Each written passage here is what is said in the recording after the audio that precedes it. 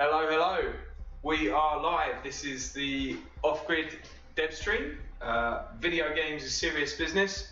It's hackers playing hacking games. My name's Rich Metzen. I'm one of the devs between a small indie hacking game called Off-Grid. It's this one here. If you're joining us for the first time, Off-Grid is a stealth hacking game where data is your most powerful weapon. And essentially, what we do on this stream is we usually have a little look at what's new in Off-Grid, and then we play some other hacking games with some of our fellow hackers. So tonight I've got my good friend Enz here. He's joining us to have a look at Nite Team 4. Enz, hello, are you there? Can you hear me? Yeah, I'm here. How's it going? Woo-hoo! Yeah, good, thanks. Just a little belated on the old streaming shenanigans. There's always something to do, isn't there? But Yeah. good to be ready, good to be going. Thanks for joining us. My pleasure. I've got a little green screen that keeps creeping off the edge. I think my camera is steadily turning away to the window. Right, so you should actually have a talk about your tech setup, because it's quite impressive the amount of stuff you've put into this. Thanks very much. Well, I'm trying to improve upon it every time as well. So every time we do it, there's like some little extra thing that I'm doing. What I want to do next is get like a little like audio meter next to the icons for you guys when you call in, so that behind your mask of anonymity in your avatar, we have a little blip so that we can see, a meter when you're talking. I think that's my next thing, little animation or something along those lines. But yeah, the clock was a new one. Never done a 10-minute countdown. I quite like that. I think that works quite well. Yeah, indeed. Well, basically, what we always do is we do a little bit of a kind of, here's what Off-Grid's all about. And we might as well start without further ado on that. What do you reckon? It's probably been a little while since you've seen Off-Grid as well, I would have thought. It has indeed. Didn't you do something with Milliways Camp as well? Yeah, exactly. About, when was CCC? August, is that right? Yeah. August. So, cool. 2 months ago now, probably exactly 2 months ago. We did a mod with the Milliways guys, and we basically made a hacker camp live at a hacker camp in Off-Grid in a mod. So I think we'll probably get McFly on in the coming weeks to do a bit of a walk around of it. He said that he's got some work he's doing on it. He posted me to say he hasn't committed to Git in a while, so he'd have to wait. He's been busy sort of planting digital whiskey bottles all around the place, I believe. That sounds about right, to be honest. Yeah. So let's fire up some Off-Grid, I reckon. Just It's a shame you weren't there, actually. The old Whiskey Leaks was a terribly popular event. Yeah, I was desperate to make it, but I had a family event that I couldn't wrangle my way out of, unfortunately. So say the V. But next time, there's always next time, isn't there? Indeed.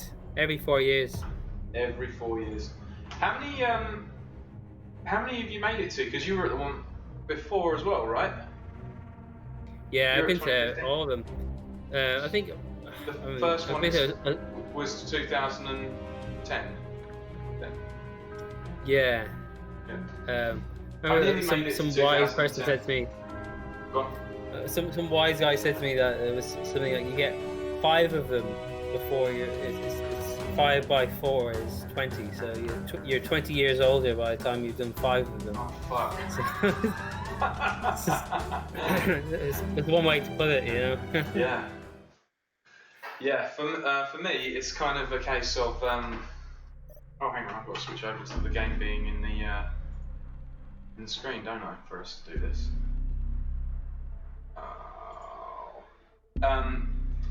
I've missed 3 of them. That's what's happened to me.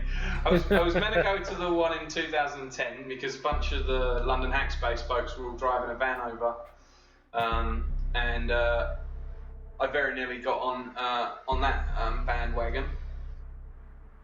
And then 2015, I think I was on holiday the week before, and there was like an opportunity to come out last minute, and I couldn't make it happen because I was in Italy or something just as it was all getting sorted out. And then this time round, I had something I couldn't get around. So yeah, I've missed 3. I've missed one half of my 20 years. Well, at least you can help maybe do some organisation for the camp this year for EMF. Yeah. Logistics for that. Much harder to have any excuses for missing EMF because there's no international logistics. Yeah, they need our help. I'm sure we'll get there. There was a town hall meeting earlier in the year, like the one that we went to the year before. I'm sure they'll get there. Right, let's. I'm just getting the game up. I just realised I need your ends icon in the stream, and we need to pull up the game. Oh, where are you? Steam.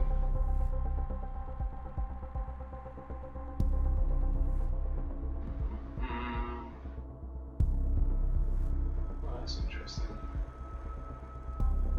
Steam XE. No, that's actually Steam.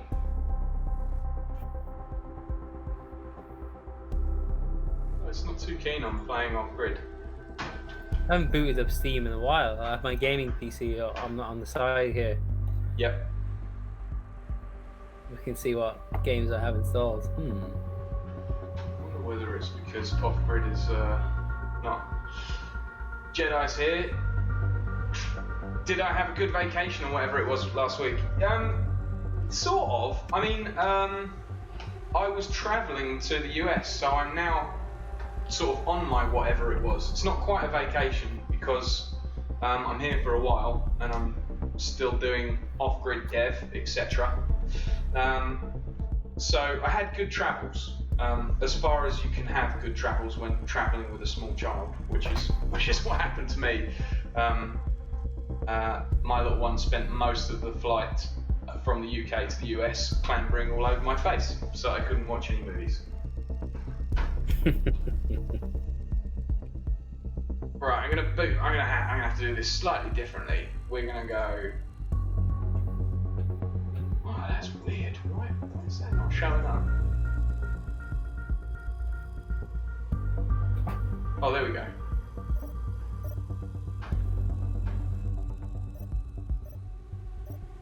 Okay. Oh, I get it. I think I can get this to work.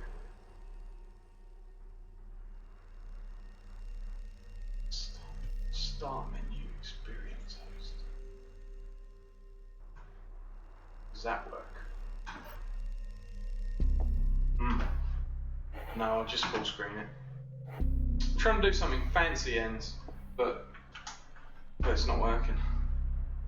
Just have to do it the standard way. Just take a deep breath and do the standard way.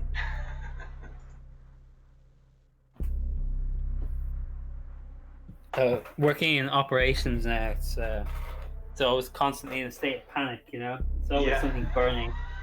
Yeah, you're used to it. Yeah, this is live systems.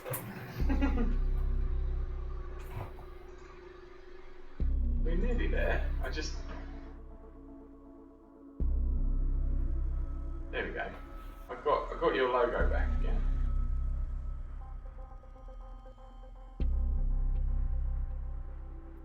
Usually it's pretty happy with the game plan, but that's what we got. Yep. Right. Well, I should have plugged in my controller as well. Oh well. We'll do it mouse and keyboard. So, Go old school. what are we going to have a look at? Oh, yeah, we've been messing about. Let's see if the testing facility works. That's something we've been messing about in recently. I'm losing the mouse all over the place, though. Come on. There's this bug in Unity that is in the current build that you have to like fake the mouse cursor and then guess where the mouse cursor is supposed to be, and then reapply an image over the top of where the mouse cursor is supposed to be, which we obviously haven't implemented as a hack just yet, because you always want, when you're using a sort of third-party engine, not to have to do it. You're like, well, surely they'll update that and fix it sometime soon.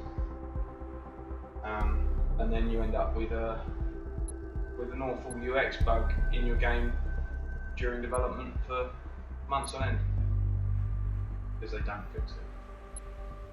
I'm so close to being able to select that start mission button. You see me, this is flickering. Nearly there. There There we go. Oh, we've got this nasty microphone icon thing up in the top corner. Here we go. Yeah, so Ponce and I have been working on some fun stuff for this. Oh, yeah, I've remembered. There's a couple of bugs in this build actually. One of them makes it quite hard to show a whole bunch of stuff actually. Do you remember there's a data view that allows you to see all of the data that's being left around by the NPCs and the devices in the game? I vaguely remember you showing this. It's like this big kind of blue. Actually, it was in the background when we were starting the stream up. It's like this blue view on kind of the world, and it's you get all these kind of bits of data, I suppose, a breadcrumb trail that gets left around. Anyway, for some reason there's something wrong with the post-processing stack that is stopping that from displaying in this build. We've fixed it. It's just not in an updated build yet. But you know, the basics around off-grid is essentially SSHing into vulnerable IoT devices all over the place. Which oh, this is my cup of tea. Yeah, there you go. I was about to say exactly that. So right now we've got a Semaiopus Light Hub, which is obviously based on a certain queue type system where you have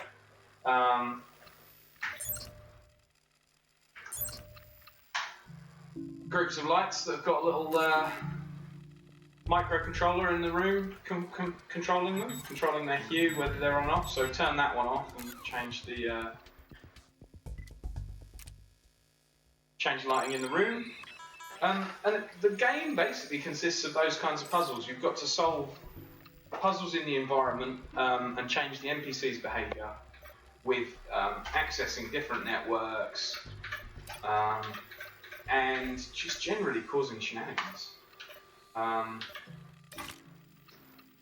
So this is a little sort of demo test level that we have that we kind of test a few things out in. Oh, he's looking at the wrong thing. Go on, scan that thing. There you go. So we got the key off the laptop in order to scan. We've been making like an interesting new intro level that's based in this this warehouse, which I won't say too much about as a spoiler, but I'm planning on making some kind of fun hack where, in order to distract a bunch of people, like the forklift in the background, you have to get into its IoT connection and drop a load of boxes or some freight on top of a car or a van and make its alarm go off. So that's the kind of thing we get up to. There's lots of sneaking around, you know, generally kind of. Oh, I've been spotted by that person. Generally avoiding people like that who spot you or hear you. I think that she just heard me running around on the metal here. I think I'm kind of stuck. No, I can run away. Well, maybe you should. I probably should. We'll try and get out of the way. Generally, the guards are a bit faster than you, so she's. Oh, it's all right. Yeah, she's gone the wrong way. and stuff. Yeah, it's I haven't really shown this level very much. It's quite fun to kind of have a little run around in it, especially on this nice big screen that I'm using. I've got a monitor that I'm borrowing while I'm away from my office. It's a TV really rather than a monitor. So yeah, oh wow, that's some bloom. That's pretty clinical. Yeah, yeah. There's you're gonna get spotted there, that's for sure. I've been spotted. Yeah. Oh well, what I have done is I've used all my. Oh, it looks like there's someone's gone and left their staff key on the desk. That was a bad idea. Right, let's SSH into this. Again, another device that's not got a password required. Jedi Omen says, what's the release date for Off-Grid? Good question. We actually put a blog post out last month about our shifting release plans. Essentially, next summer is when we're aiming for. It's one of those things where, as indies, you basically kind of stretching your resources and trying to hit the right release window and get the right people in at the right time. And wait for your artist or your sound designer to be available and just generally juggle things around. So for us, we are basically kind of aiming for that rough kind of window without giving a specific month yet, because things can shift and things can change. But yeah, it's not too far away. And as you can see, the game's coming along nicely. Every time we do a dev stream, we try and show you something new. We tend not to show too many content spoilers, but to be honest, I think I could probably be a little less shy about that, because as long as I show it in the wrong order, I would have thought people would mostly forget. Wouldn't you say, Enz? I'd say people would give it a go anyway. Yeah, hopefully. Oh, hang on. We got... No, she's got me. This bald lady's gonna... Oh, that's interesting. She's broken. She just ran straight past us. Oh dear. Well, such is dev. At least it ran. I mean, to be honest, like there have been dev streams where I've gone, oh well, we're not going to do any modding tonight because it turns out I can't actually get the game to run. So yeah, so that's that. So I think probably we'll shift into gear on the other thing that we tend to do a decent amount of with the dev stream, which is play other people's hacking games. So, Enz, you've seen and you popped into I think at least one episode previously where we've been playing a bit of Nite Team 4, or at least you've been in the chat a couple of times. I'm pretty sure. So we're going to pick up on that. I popped by one time when you were in the middle of it, in the midst of it, while the countdown was going on, distracted you. Knee deep in vulnerable protocols. So yeah, basically we'll spin that up. Hang on, I've got to remember what my login is. Secure uplink initiated. That'll only take a moment. Stinger OS now active. HiveMind network, eh? Yeah, unfortunately the HiveMind network is their modding thing, so it's got nothing to do with the real internet underbelly, the internet's final boss, as we might say. But yeah, my agent's name on my login is Richard Gill in this, if I remember rightly. Yes, it is.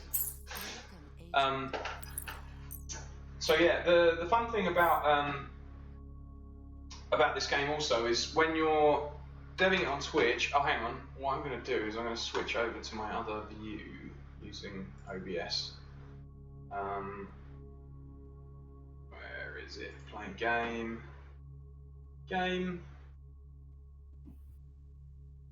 19.4. Right, I wonder why that wouldn't pick up. There you go. Ends that blue background behind the game is what I was talking about. The data view thing. You might have seen I see. It wasn't working. Yeah, so 19.4 is pretty cool. It's kind of based around this notion of using some real tools. I mean, like for instance, you've got Aircrack here, Exploit DB. There's the social engineering toolkit. There's a bunch of things like the Fox Acid server, which is this kind of malware module creator, which, to all intents and purposes, is kind of like Cobalt Strike in many ways. Sort of that kind of plug and play Metasploit UI type thing. It looks fairly complete, the whole lot. Like you've got a lot of options there. Oh yeah, and you know, this is just scratching the surface really. I mean, we've got like password crackers, we've got this X key score simulator, because we're playing a spook in this. Happy Halloween, we're playing a spook. So yeah, all kinds of stuff. I'm just trying to remember where we left off. Don't have the advantage of Mr. Memory Pathfinder here going, but yeah, the last thing that we did was attack this particular domain. He's often pretty good at recalling exactly what we've been up to. Yeah, say the V. I'll send him a text and see if you remind him that we're playing. Yeah, give him a quick buzz. We'll see.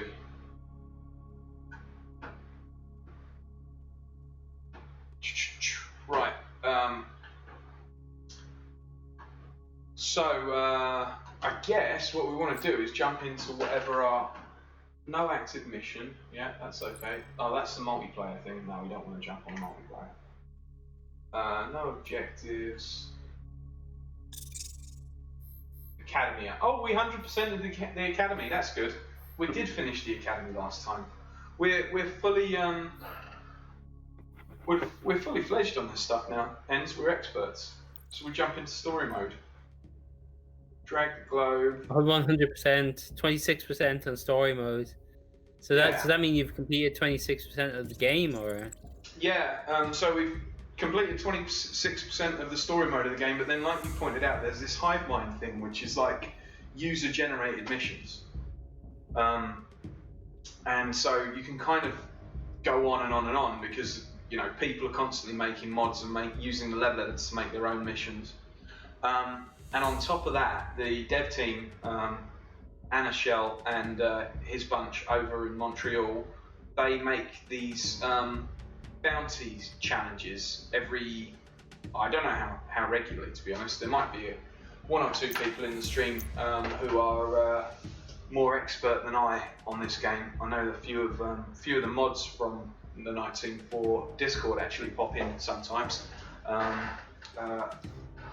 like Likrad and Palatura. That's a couple of folks who swing by sometimes. They would correct me, but I think they drop these sort of bounty missions every few weeks, at least every other month. You know, so you know you've got fairly regular dev drops of content as well. So the game's constantly evolving, and it's kind of a similar model to what we plan on doing with Off Grid as a release. You know, there's going to be a core storyline to the game. We've got a lot of modding tools, and hopefully that'll incentivize a lot of user-generated content and mods extending the story. And then we're going to do regular drops of what you might call expansions of the game and the story and whatever else post-release for as long as we can, really. You know, so the game should grow with the community, and that's certainly what these guys at Nite Team have been doing, which I think is pretty cool, really. So it's a successful kind of model to follow. Yeah, definitely. Yep, they've got. I think they've only been out sort of 6 months or so, maybe a little more, 7 months, and they've got 30,000 players. So you know they're not doing bad at all. It's more than EVE Online has now. No, it's not. Sure, might be more. EVE Online might have more concurrent players or less concurrent players. EVE must have millions, surely. Yeah, still. I suppose so. I would have thought so. It's dropping though. It's dropping. Yeah, well, people are playing different games these days. They are. Right, Operation Dark Sentinel looks like where we left off. We're 33% through that level. It's, oh, this is the other kind of cool thing, Enz. Up in the right-hand corner, you've got, like, on this Operation Dark Sentinel summary, type investigation, and then real life, minimal, level, average. And it's because, so the guys who make this game, guys and girls, sorry, who make this game, Alice and Smith, which I don't know whether Alice and Smith is a relation to anything, but of the people I've met, none of them are called Alice or Smith. They make augmented reality games, and so they put like little pockets of clues and information to both this game and all their other games all over the place on the real internet and even at real life events. So you never really know whether you're playing the game or not. And no, I thought this was actually a score bar or something, you know, where like it's a real life score. It's just your high score. Yeah, if you have the less real life you have, the better. You know, if you don't have a girlfriend or anything like that, minimal real life. Yeah. You're doing really well at minimal real life. Nice. No connections.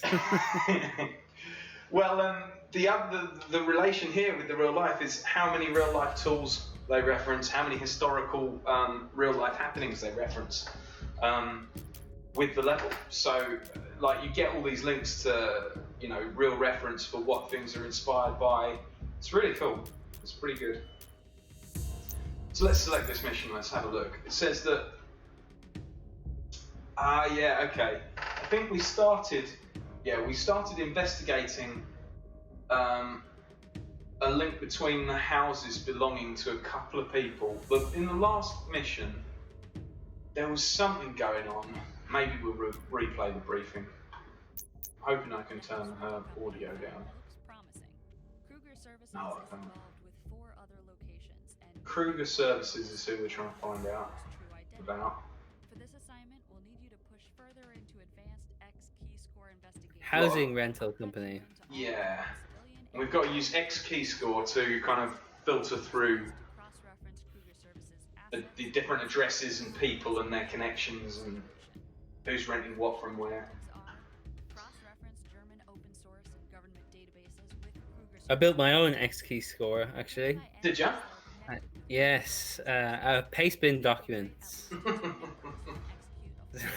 Out of all of them? Yeah, I have terabytes of pastebin documents, and just need more time to parse stuff to create connections. But it's actually quite successful so far. Are you kind of doing a kind of I keep trying to say Monsanto. What is not Monero? What's the name of the open source OSINT tool that kind of maps things? This is a Pathfinder question, isn't it? He knows all the tools. Yep. Yeah, I just end up reinventing the wheel the whole time. Then someone goes, "Oh yeah, someone's already done something like that." Yeah. And you go, "But have they written it in Perl?" Yeah, they haven't, and they haven't.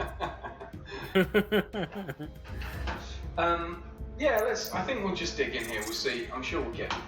Find a connecting thread between the rented homes. So I've got some stuff in X key score somewhere. Surely, it's gonna get me through this. So this is the X key score thing, right? And it's like this set of filters that you throw down the side. Oh yeah, hookshot games. Cool. It is quite hard coming in halfway through a mission. You definitely got to finish a mission before leaving it. It's been some weeks since we last looked at this. Yeah. But we'll get it worked out. Jedi says, "Oh, weren't we doing the training stuff?" Sorry, Jedi, I missed your cues there. We finished the training stuff. We 100%ed it last time. Yeah, that was the 100% marker, wasn't it? It was a 26% on storyline mode now. Yeah. Although, what Jedi is referencing is the fact that we actually skipped the training and we got told off by the community. Oh. we skipped the training, and then the feedback that I got, which was very constructive, I have to say, was don't disrespect the game by not even completing the training and then joking about with your banter about why you're lost or whatever else. so I took heed and respected the game. And went and did the training again. But now it means that I'm completely lost in where we left off in the story mode. So it's catch-22 really. Yeah, so you got to keep your OPSEC up. You know, it's OPSEC is not retroactive. That's true enough. You got to learn. You got to learn. Yeah, you got to have your persona notes, your sock puppet notes. Yep. Jedi says on the chat ends. Lol, you're an Eve player. Are you active or are you winning? So does that mean the winning faction basically don't ever log on because they're winning so hard? Is that the case? What side are you on, Ends? On Eve? Let me see. Well, a faction. I don't think there's any faction that's winning on Eve. I think they're all losing, to be honest. Losers. Yeah. You only have the guys who've been there since 2009 are the ones who are winning still. I can't remember anything. They've got this Hookshot Games and Insurer Debt companies. The German tax database. Let's search that. Let's see if we can get any connections there. Will that? No, that won't let me run XP score. No, I need a person maybe. Right, let's drop that out. Jan Bath. No, that won't let me run it. Oh, what filters you have to put in? IDs and records. Let's see what's going on here. Oh, yeah, Hookshot Games tax document. Right. I think we found this previously. What does this say? Tax ID? That sounds useful. There's an email. Marina Wanamaker, Chief Financial Officer. We have her email. We could just try phishing her. I guess. Yeah, this is very like X key score stuff, isn't it? I mean, this is the kind of stuff that you would do, isn't it? You would just try and grep all the dumps that have hookshotgames.com in the domain, and see who's there, if they have weak passwords. And of course, the people who have weak passwords are the kind of people who are likely to be phished. You could run some complexity analyzer on the passwords so you can get this stuff automatically. Right, so that's an interesting point. Yeah. If you could get their passwords, even if they've been changed, if they're cracked passwords, then you do have probably a higher probability of them being a little bit weak in their anti-phishing posture. I don't know whether they're simulating to that degree over here. I would guess not, but it's an interesting point, and probably is a sort of thing that you could simulate in a video game. Would have thought. It's the kind of thing that scammers do, isn't it? Because they love to trade around lists of people that they've actually successfully scammed, because they're more likely to be scammed again in the future. Yep. Makes sense. I've got a fly flying around me to death. I got him! Mr. Miyagi style. I just caught him. He's dead now. He's gone. Right, yeah, so let's see. I mean, I should have made some notes. Should have used my notepad properly. Let's Control N for notes. What have we got? Ooh, here we go. What have we got going on here? Hours systems. That seems like that's old stuff.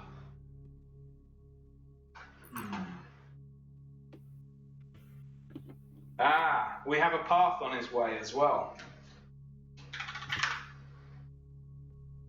I just typed to him to let him know that we've completely forgotten what we're doing in here.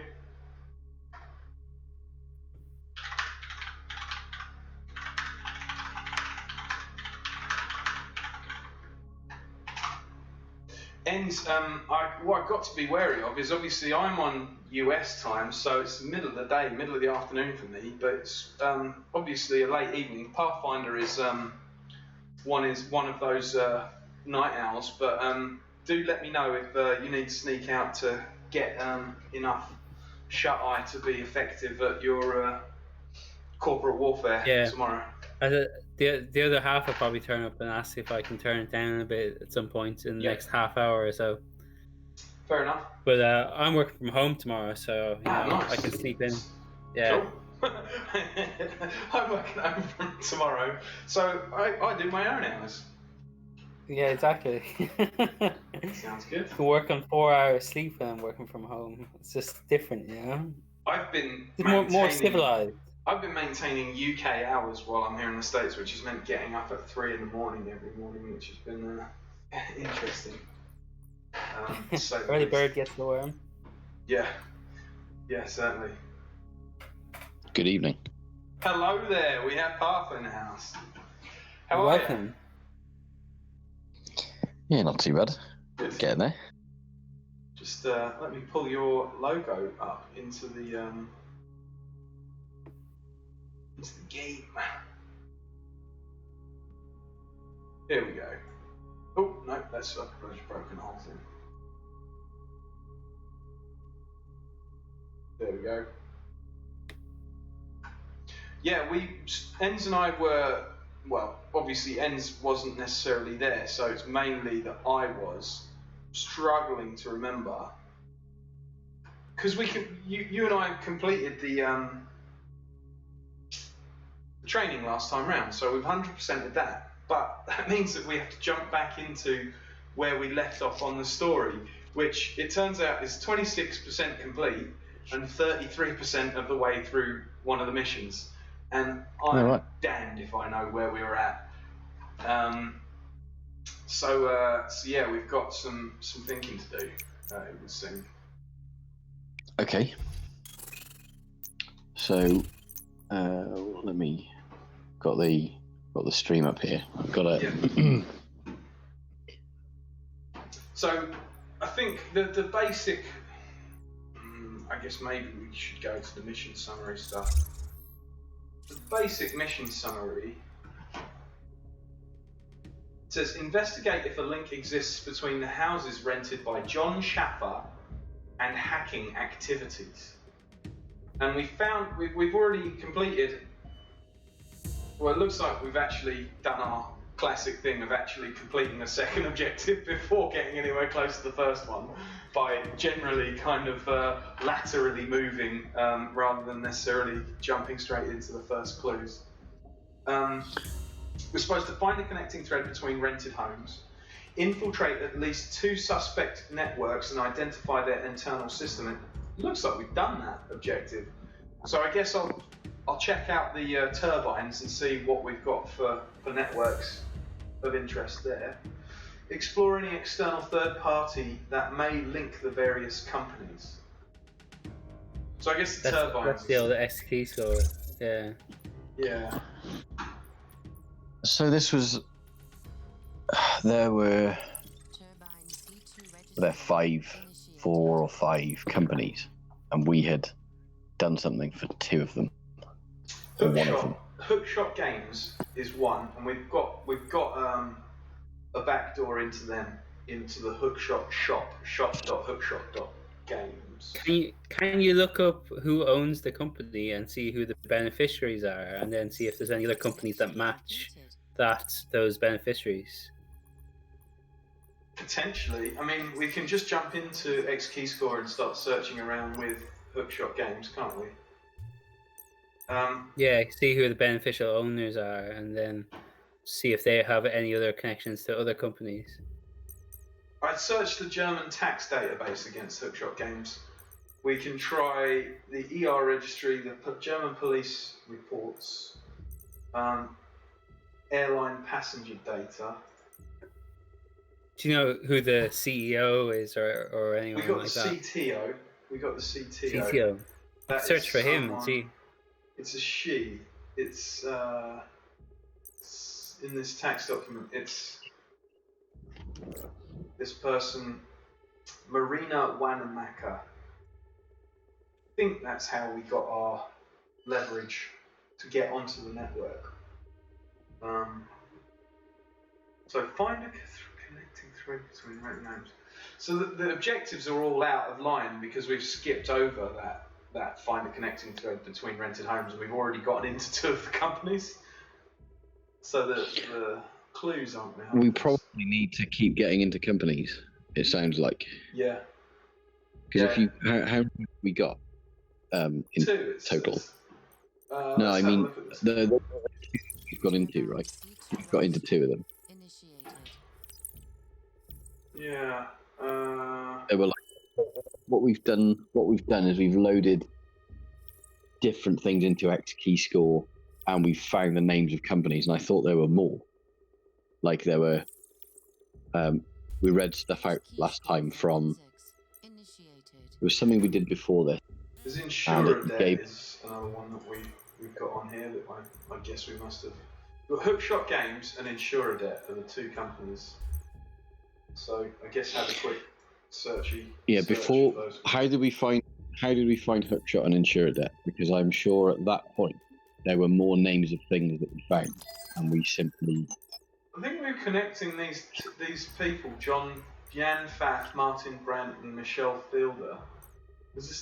And Sophie Yakin. There's Novelty Publishing as well. We've got Insurer Debt's tax document here. Who are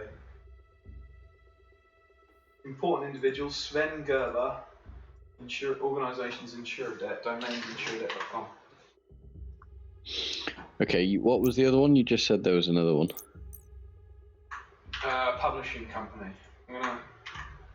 Yeah, but we don't have them yet, right? Don't know. I don't even know whether we have Insurer Debt yet. So.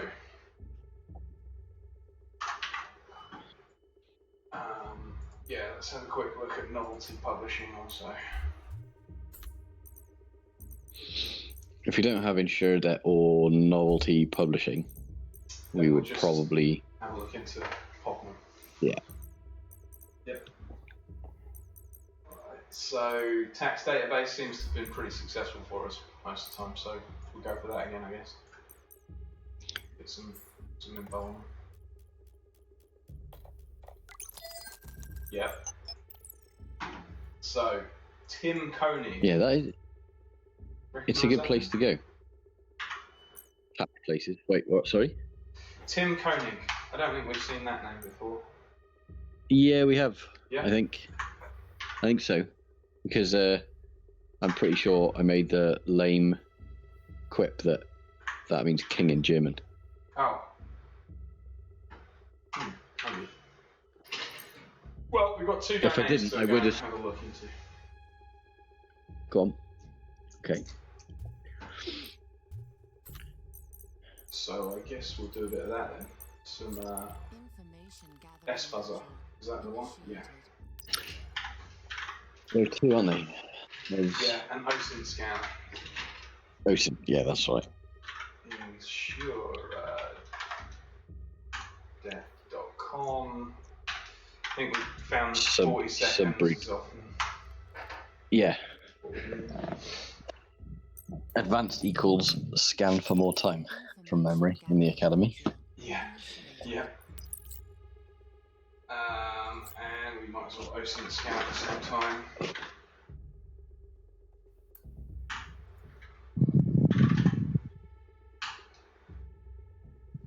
And I saw someone basically just plumb all of the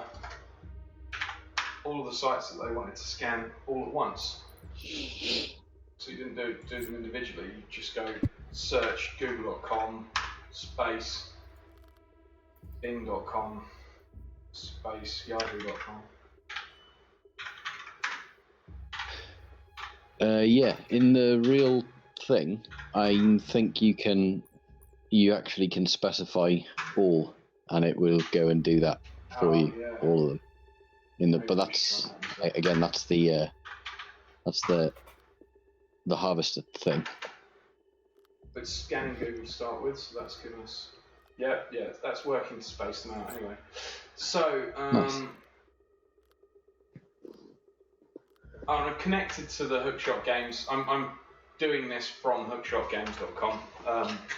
So if we want to go and nose about inside that internal network, we can as well.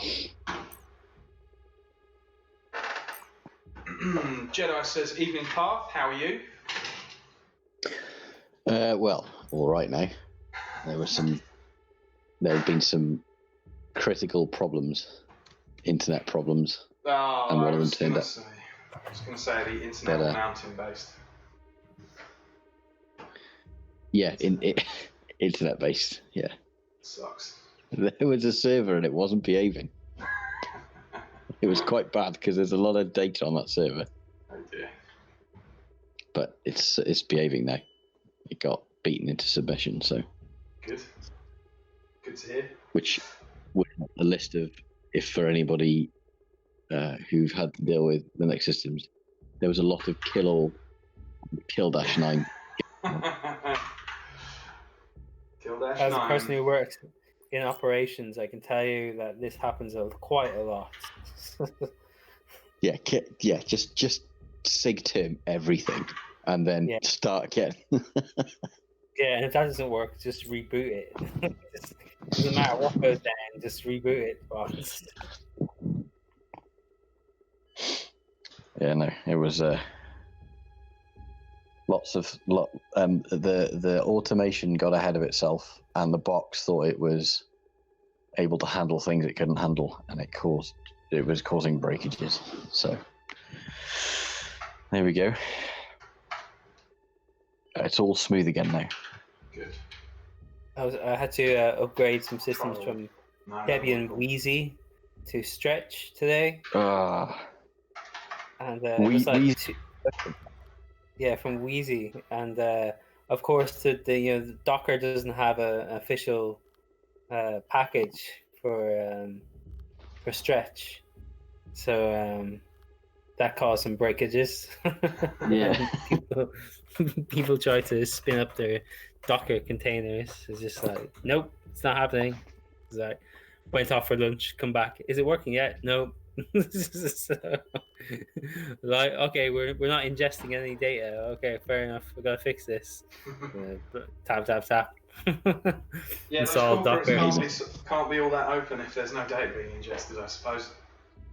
Yeah, exactly. People pressing buttons on websites expecting updates and just nothing happening. Right, we've got clients.insuredebt.com and the mobile version m.insuredebt.com. Trying to think. I mean, we could try the fingerprint on a few of those, just see whether anything's got any problems. Could do.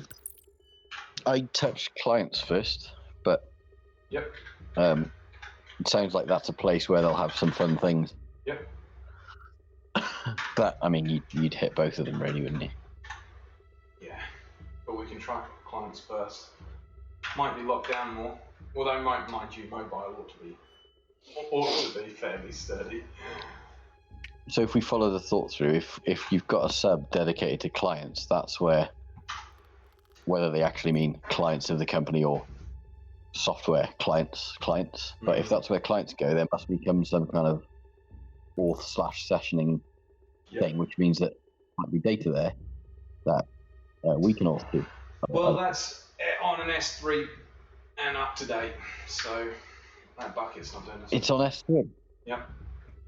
Okay, well, if they say, it might say up to date, but in reality, you find them open S3. Or even if it's not very GitHub, don't we? We just yeah, you can. But if there's an S3 and it's open in some degree, whether it's filtered or not, if you can see and touch it, there's a decent percentage you can find a way to get into it. Mm-hmm. Oh, look at that! They're around in related services. Yeah, mobile site is on PHP 7, so we've got an invoice. 704. Yeah, that's. So yeah, it's funny that it should have PHP on the screen with the word vulnerable next to it, because there was a big problem with PHP today. Well, the other day. Oh yeah, it might be worth elaborating for our listeners and viewers a little bit about that. Well, so it's a bit sensitive in some respects, because it looks like it hasn't taken off in the world yet. and you don't necessarily want it to take off in the world yet. Mm-hmm. But the short version is a problem that people fixed in around 2010 with regard to getting some form of whitelist bypass for certain web requests wasn't fixed under certain conditions, and you could own a lot of PHP based servers if they had a certain configuration setting. Is that about right, Ents? Have you looked at it? I actually haven't. I had my head down in doing RAID configurations all day. So it's in PHP FPM, and it's worth a look. There are a number of big people who seem to have this configuration, because the one thing you want to do is show your configurations to the world through GitHub. So Yeah. find people, and no, you don't even have to touch them. You can just see what configurations are they've uploaded to GitHub. It's actually amazing the work that GitHub are actually doing to try and tell people how they're vulnerable to different things. Well, they killed off the magic search for high entropy strings thing. Yeah, I think, to be able to just search for certain things in certain ways, and there were tools around doing that, but you could just roll one yourself, search about, and they're also trying to block things like the word password coming up in commit searches, because you could search That'll never work. and then you'd have someone go deleted API key, and then you just go back one history revision, and there's the key. It still works. They're trying to stop that as well. I mean, eventually really you cleaning get up their false positives that make the tool unusable. Though. No, no. It was so there were a number of things you could do, but searching for high entropy was like you wouldn't go all over GitHub with that. You would pick a specific repository and you look in that. So it's not that bad, right? A lot of the time when you have high entropy stuff in a web environment on a server, it's because you have session data or token generation data and blah, blah, blah. In the raw code underlying this, you're not normally going to be finding things that in computer science they would term high entropy, unless it was something like some kind of key or some kind of API token, things like that. Yeah, stuff like that. Yeah, because in base code you're not generating things that you want to have as a secured mechanism or otherwise something pertinent. You don't need that when you're talking about sessioning and token generation and this kind of garbage. Like in Drupal, if you've ever worked in a Drupal environment, it basically sessionizes everything and then appends that cached session data with tokens to the actual. When you visit, it creates cache entries and just spams your own server, you the hoster of the site, with tons and tons of cache-based version files, almost like it's doing client-side storage but server-side. Big mess. Trying to hunt through it. You won't get that in the base code, you see. But anyway, enough about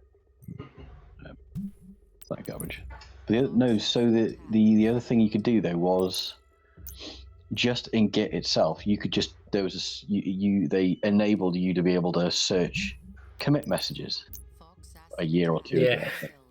So you just search in there. They're the best. API key or delete password, and someone's obviously security realized vulnerability. Yeah. Exactly. So they've named like deleted password from public repo, but you just go back to you just see the commit compare, and it shows you what it used to be, and then you just there's been more than one gov website from a specific country that's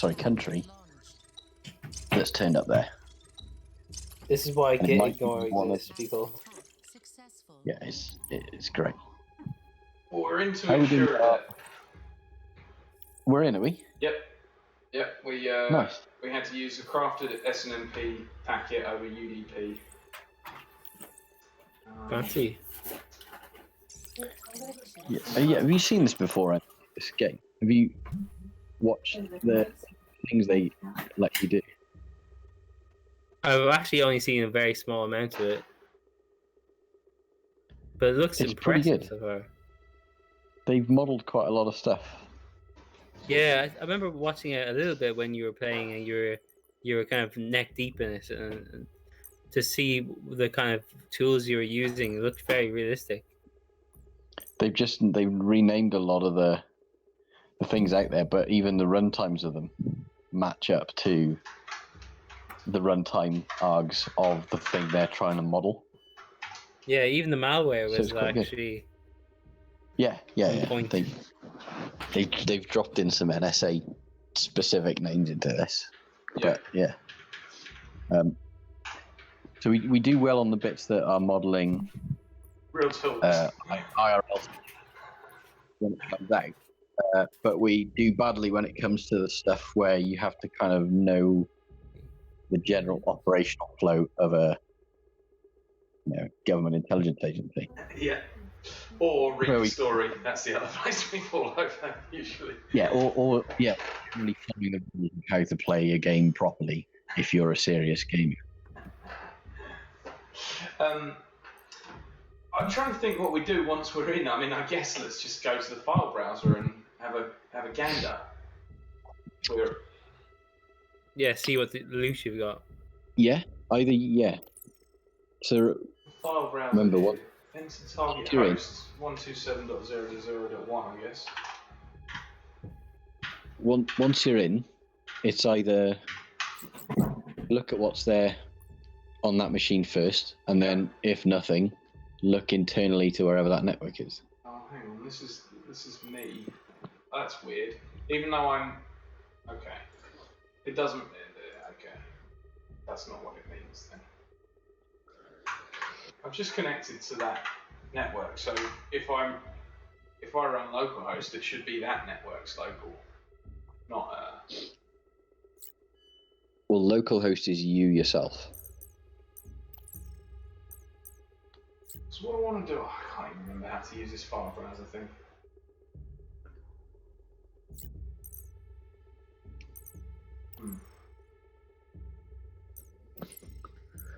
They did give us some kind of tooling to scan a range, didn't they?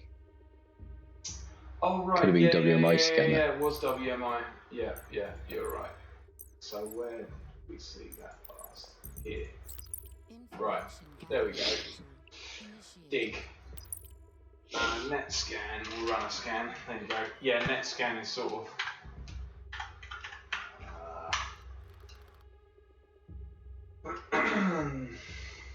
Or NetScan, yeah. Okay. Okay, we've got hard support, ERP accounting finances, server 1 timesheets, server 2 client database, server 3 printers, server 5 backups. Interesting.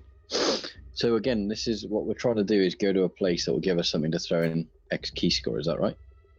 Well, it's really hard to know because of the fact that it's showing us this first. We're here kind of bounding away, popping into different boxen, and I think it wants us to do something a step earlier, just in X key score. And I think we're probably kind of down the rabbit hole here a little bit. Yeah, but they've given us some well, whilst that's true,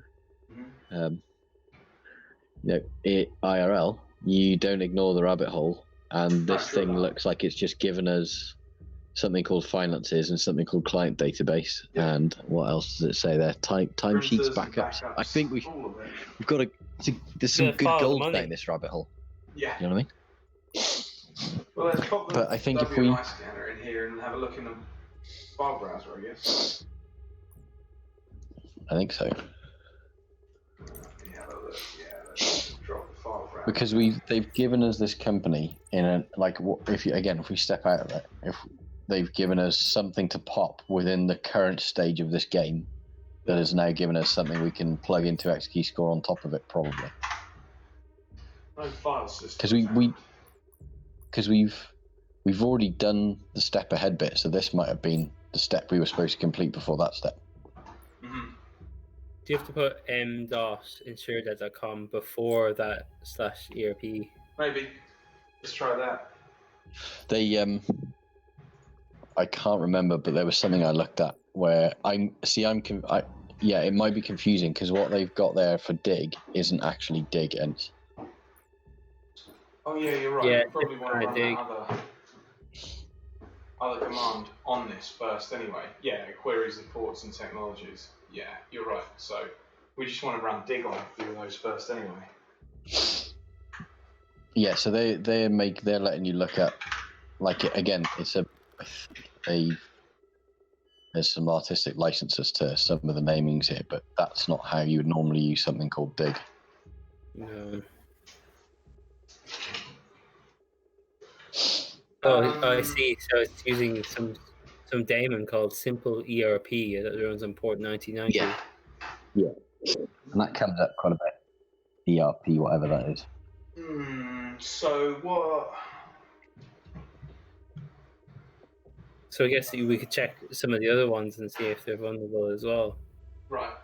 And then what would we run these through if they are vulnerable then? The password cracker. It depends. Yeah, I mean, it depends what they're. Yeah, but it depends what they give us. Yeah. I mean, that didn't say vulnerable there, but one of them will have something. That's a lie. Oh yeah, definitely a lie.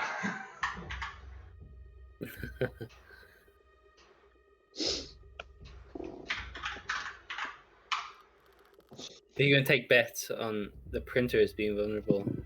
Oh, yeah, I think we're probably just about to find out. Have I shown you the Nyan video, the printer Nyan video? Oh, no, they're up to date. No. I think I have seen that. Yeah, where you got a little video playing on it on the screen. Yeah, the printers up to date. That's not realistic. No, that's not good. That's not good at all.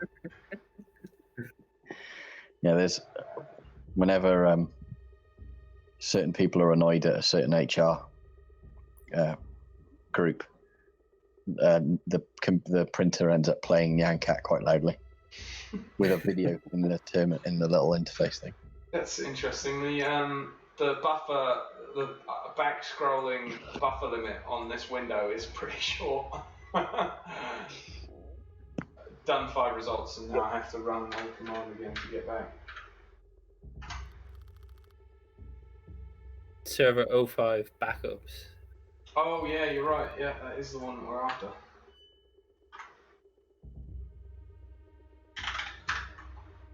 If you get access to backups, you get access to a lot. No, we're nothing vulnerable here.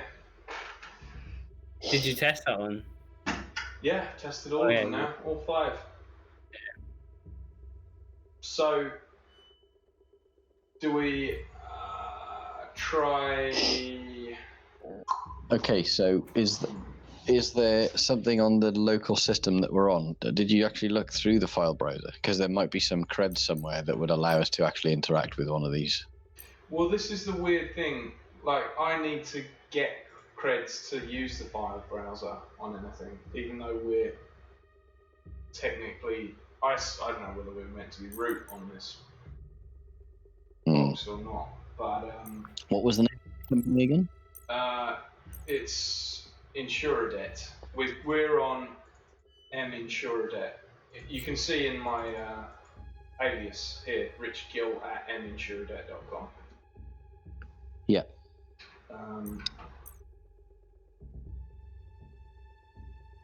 So, well,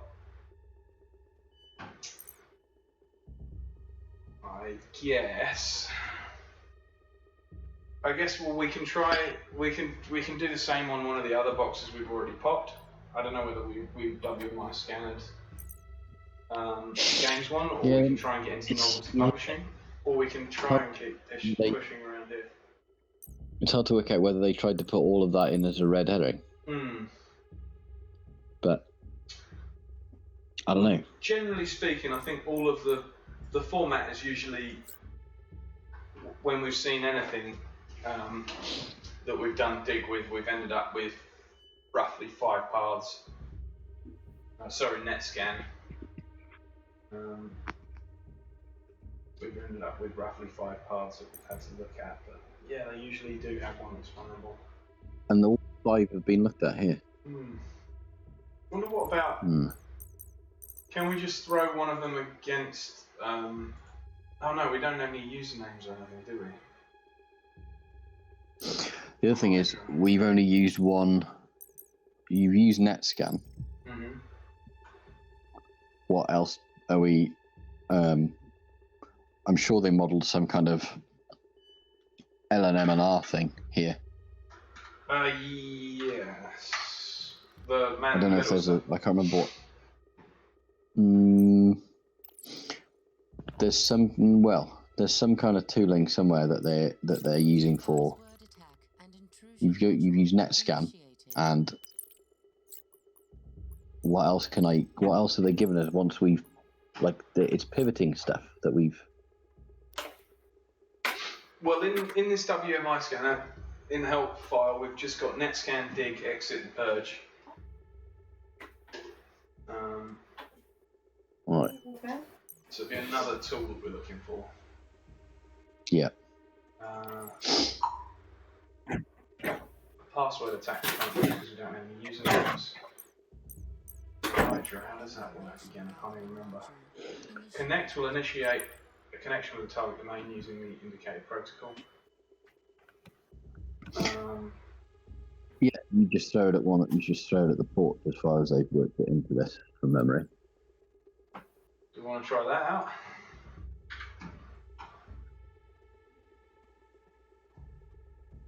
Yeah, I mean, we're already on mobile InsureDebt, so we don't.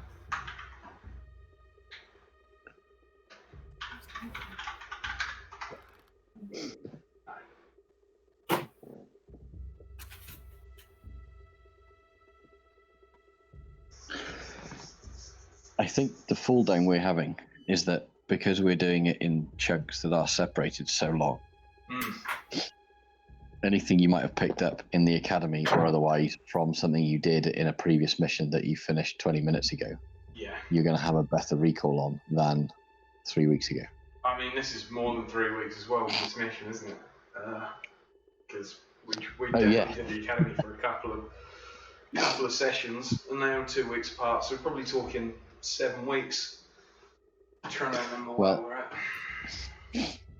They allowed one of these hosts to be vulnerable for us to jump in, and then when we're in, we get a thing that says it's got duty targets. Then there just must be some tooling that we've forgotten about. Yeah, I think you're right. That is allowed us to jump to one of these ports. So we should be focusing on something to do with these. Let's but copy we've got these this over. on the turbine, right? We've got this as an asset on the turbine. Yeah. We could pivot away from it, go back and find more things to try and jump to, because we know where we are here. It's a bit of a blocker. Yep. Jump and find more, because I'm sure when we looked at this, there was in that I can't remember what it was that we pulled. Was it? Did you say tax earlier? Yeah, it was. I mean, that's where we found these things, right? Score, all of it was on tax. Yeah. Have we found everything we could from that? Tell you what, we haven't actually tried is Sven Gerber. This person, Sven Gerber, is the person who's related via InsureDebt. So we could try. Wasn't that's where you kind of use the social engineering toolkit. You can just put a name in and scrape LinkedIn and things like that, right? So that's maybe not try that. the SE toolkit. Remember, is you build a payload, you select the thing, you send it to somebody because you've got their email address. Yeah, well, it could scan for email addresses even though first. Oh yeah, and build a thing, can't it? Yeah. That's it. Let's see what we can do here. So build email database. Here we go. 1. build email database. We can use the email crawler, number 1. Enter domain name, so insuredebt.com.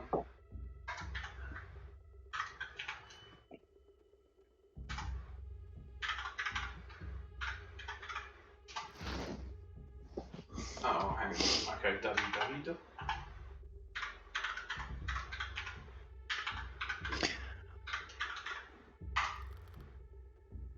Target domain not found.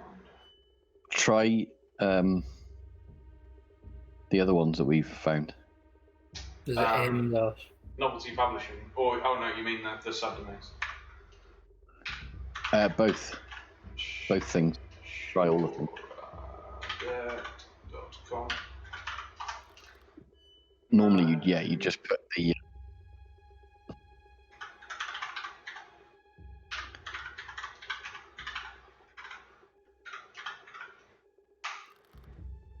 I don't know about you, Ents, but I don't think I've ever spoken to someone who has actually used SE Toolkit, the IRL one, rather than just going about SE yourself. Do you know what I mean? Yeah. I can't. Just doing it manually. Yeah. Well, because a lot of the background info that you need to successfully do it can't be done just by grabbing a load of email addresses off of LinkedIn. You need to be reading their profile and working out who they are and what times they're around and what their hobbies are. The SE Toolkit that you would have yourself on a machine, like it's an actual package, right?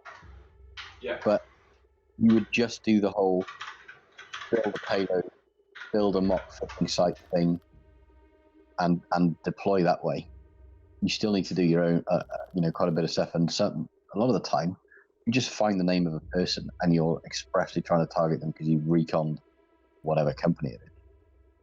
Well, it looks like we've got 50 emails for novelty publishing, one of the other ones that we were looking at.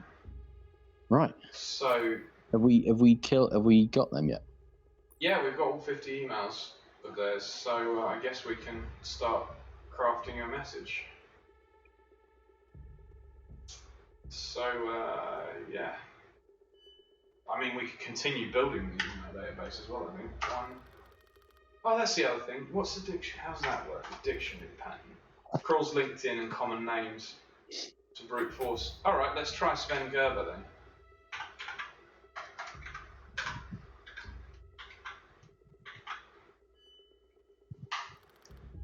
Could not find. That's weird. This InsureDebt company seems to have a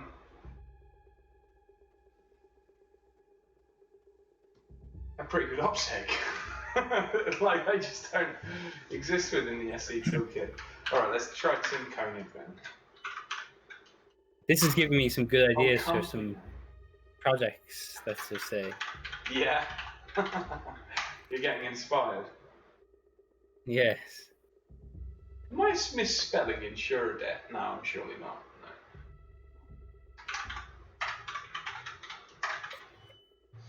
No. Can you elaborate, or in the kind of most broad of terms, in any way, safely? Well, Twitter has this feature where you can get shadow banned. Mm-hmm. Well, it would be interesting if there was a way to check if you were shadow banned. Right. So there is. But there's not a website you can go to. It's am I shadow banned from Twitter.com? Yeah. Oh, is there? Let me just double check. Do you have to put in your username and password in order to check? No. Nice. Yeah, I know what you mean. But no, you don't have to put any passwords in. Hang on, let me just... I'm sure I've got this in my brain somewhere. Yeah. So, shadowban.eu. Really? You go there and you find out whether or not you are... And it does ask for a new username, yes, but you don't have to put your password in. That's a shame. Yeah, it is a shame. It would have been, it would have been great, wouldn't it? If they're like, hey, is your account locked out? Did check. The beauty of it as well would be that Twitter would obviously try to ban any links to the Shadowban checking website, which would spread because of the Streisand effect. So. Yeah. Yeah, I am currently not shadow banned. Well, that's good.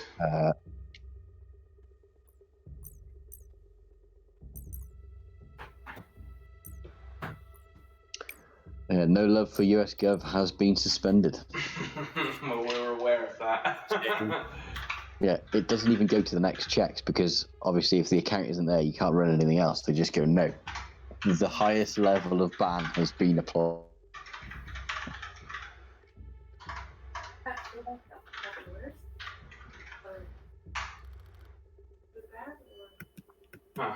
Target org scan. Okay, we've got 100 emails. Okay. So out of those emails, we would cross-reference them against other places where we might find our match, right? Because there'll be some link between Novelty Publishing and one or two of those emails. Unless, of course, this version of SE Toolkit has a way to, like... I thought we were trying to find key names of people from these organizations so we could target. Well, that's where we're going wrong because of the fact that we've kind of completed the wrong objective, so it's not telling us what we're supposed to be doing. Right. So, just can we bulk spam them with this? We can. So, to create file format. There's like some success rate type thing. I'm getting the call to go to bed. Scoot. So that makes sense. All right, mate. Well, thanks for joining us. Yeah, it's been a pleasure to see how you guys are playing these games and figuring this stuff out. This is very realistic, actually. I'm tempted to download it off Steam myself now. Yeah, why not? I've probably got a few keys hanging around. We've been doing some prizes, so if you want, I can send you a key, so you can have a dig around. That'd be sweet. Alternatively, if you wanted to play the Path Mini CTF in whenever that goes up, you could find a key within the site. Yep. Oh, that'd be brilliant. Yeah, up for that. We could maybe do a stream of you having a bit of a prod of it, seeing how you get on. Yeah, that'd be pretty cool. There's a few ones that... so the problem is, we would have to do the prodding after it's already gone up. Because some things are obviously kinder than others. So somebody who's sort of there early and might not know too much of the stuff, but has a good idea of how to maybe approach it because they've played Nite Team 4. Yep. And got some level of what do I want to look for generally, whether I have tools or not. The point of this is, if you have tools and scripts or you scan this thing, it is not going to help you. You have to use brain and wander out. You have to actually do the proper IRL process of. Yep. I have to find data interesting. Anyway, the first few are kind. So if we were to put a stream of the kind ones on, we would be just giving away a ton of keys. You see what I mean? Yeah. But I'm leaving it up, and I'm rolling. But what I mean is, so we'll even let some of the low-hanging fruit get taken first, and then we'll pop you into it ends and see. But so I mean, yeah, if keys have been found, it doesn't matter if we expose those keys, you see. But if you find a key that hasn't been found yet, then WinRAR. Indeed. We've got A Truer has turned up in the stream. Hey Truer. So Enz, you're heading off. We'll have a good night. We'll yeah, you too. We'll catch you soon. And, yeah, we'll work out getting you into Path's Mini CTF challenge. Excellent. Take care, folks. Catch you soon, mate. Take it easy. Path, let's continue on. So Atru has turned up. Good to see you. They said this game is lit. Heard about it after it launched. It's like a sicker version of Uplink. Absolutely, it is. Yeah, it's Uplink for, what do we call this decade? If Uplink was in the noughties, is this the teenies? The tens or the teens? I don't know. Some. We just got to wait until we get into the 20s, and that'll be cool again. Yeah, some journalists will have had some fun name for it somewhere, I'm sure. In the tens. It It's is uplink great. for the tens, Yeah. I suppose. Doesn't sound too good, does it? No. Yeah. Hey, Trua, let us know if you played it much at all. We're in the middle of one of the missions, and we've basically completed the wrong objective, and now we're not really sure what we're supposed to be doing. So we're just poking boxes. Right. So what's our payload for this? We're going to go Microsoft Word, Adobe Flash, Acrobat PDF. I'm a pretty big fan of the PDF. PDFs are good. Action scripts buried around the place. Nested JavaScript. Yeah. Always a good thing. I mean, from a social engineering perspective, it's one of those ones that people tend to think is something official.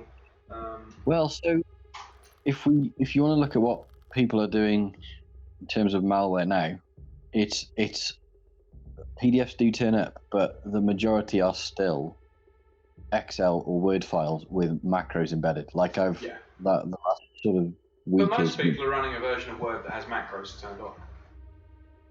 Well, no, by default it's off now. But what they do is they give you a notice and it goes, this has been protected, or you have to do this without and it tells you how to enable macros. And as soon as you do that, you get C2 comms. Like I've been playing with one specific family doing this for the last week, maybe. After this, I can give a link to a person who's dedicates their site to following recent campaigns of this. So you can actually go and have a look and see what the campaigns from yesterday, new malware campaigns throwing phishing links and what they're using. It's quite good.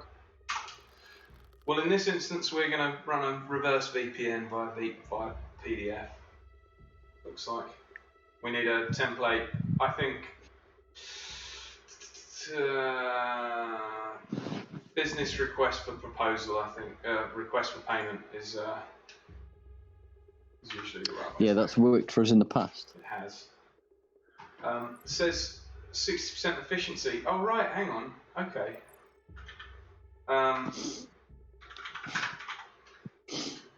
Maybe you want to change this if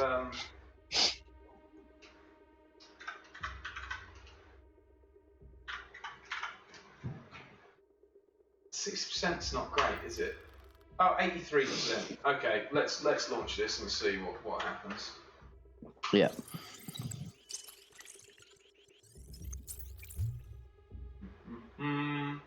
Trua says, I just saw the trailer for it and it looks sick, Death Style, I love to play. Well, what we're doing currently is we're running a phishing attack with the social engineering toolkit. There we go. Looks like we're in. So,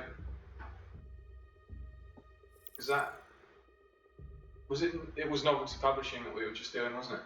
So we're on there. Nice. Just jump into there, have a look. Yeah. I mean, again, even if we might be going off another rabbit hole, owning all the things and then coming back to them later is fine in the real. Yeah. Well, our turbine C2s are definitely starting to stack up. Yeah, that's it. Yeah, and there's nothing wrong with that. So I guess we jump into WMI on it and do a bit of seeing what's what.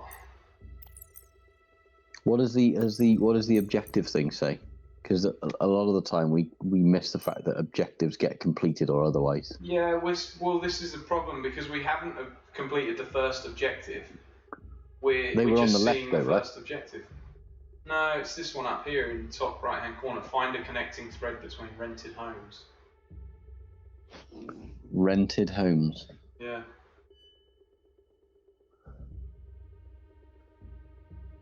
Okay. So I mean, at some point I'm sure we can find a connecting thread. I I don't think we'll do that by popping boxes. I think, well, it might help us remember something else we're supposed to be doing. So okay, so let's go back. We had. You said we had a tax thing. We had lots of sources of information from memory, and from the tax thing, and from a list of names, we were able to map some people to companies, and that's why we've got names of companies now. Mm-hmm.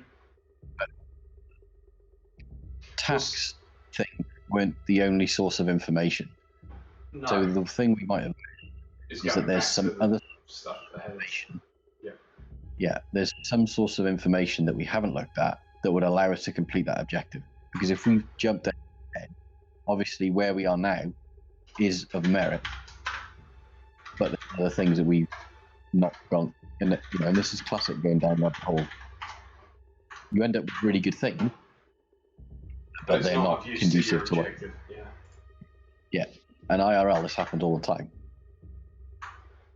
In legitimate job, if you like, as much as it does extracurricular activities, you see some weird packet and you go, well, that's interesting. I wonder what's going on there. And then 3 hours later, you remember you're human and you need to drink water or whatever.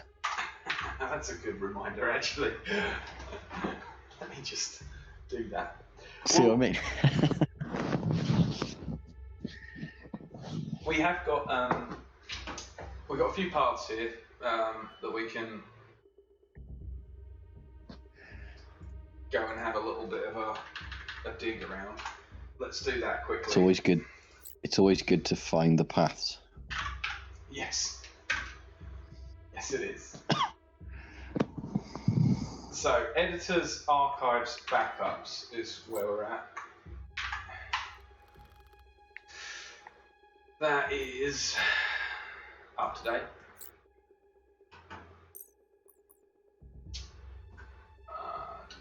Done. Editors, drafts, backup. Oh, right, yeah, because it's a publishing company, isn't it? That is up to date. ERP. So we're going to have to figure out what the ERP path is supposed to be. We've hit this before, though. There was something we did last time where we hit something called ERP. Yeah. Yeah, we did. Well, do you mean last time as in last time we streamed, or last time as in last box we were on this stream? No, I mean when we've streamed before, we've hit ERP with something. Because even though these things say up to date, that's the up to date part means we can't throw an automated attack tool to it. Yeah. But it doesn't mean we can't communicate to it or something.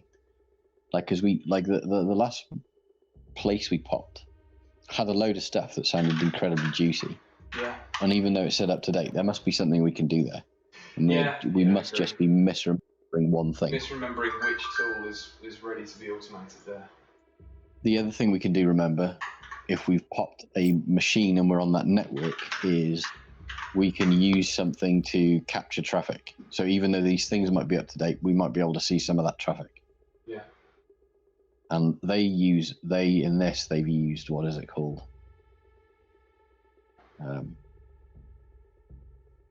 Aircrack they've used as their model for doing this, for capture. Yeah. Yeah, well, maybe it starts with that, because all 5 of those parts are up to date. Atro said, usually when I play these games, I do all the things, but then I forget. Then I get confused and forget what I was doing. Bingo. Like Parth was saying, that seems to be a pattern anyway. No need to worry about that. So, should we try throwing something at Aircrack then? I think we need to go back to our sources of information, our original ones. No, here we go. Aircrack required MAC addresses. Is that right? Did it? That was the phone one. From multiple Wi-Fi hotspots can help gain comprehensive intel of the net traffic in the area. Air dump will scan and collect Wi-Fi hotspots near the compromised computer. Aero dump is the thing you would want to. So I'll just see if I can aero dump. Yeah, see what's on the local thing.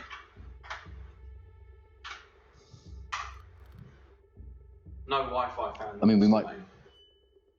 Okay, fair enough. We're an admin.novelty publishing. We root at least. And we don't have any creds anymore for File Explorer. Because No, again, we there's don't. the reason we're failing is we've missed information somewhere. Because if we're able to pop these machines, there must be information where we can pivot through these machines somehow. Yeah. If we don't have creds or we don't have something, there's some information somewhere before this that we don't have. Yeah, quite. This isn't IRL where we don't know what we could do next. This is definitely a gamified scenario, right? It's a game. Yeah.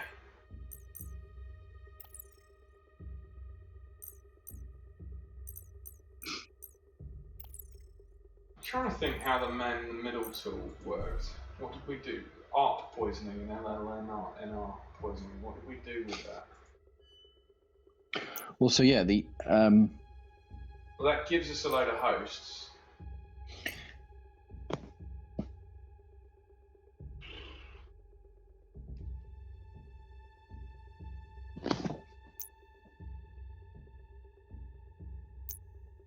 We just go through the hosts here.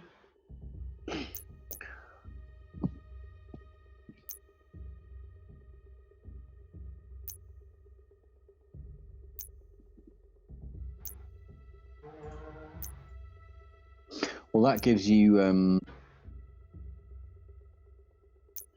mean, that'll give you. Oh, here we go. This looks more interesting. Victims and routers, Internet, IT, ERP systems, editors, publishers.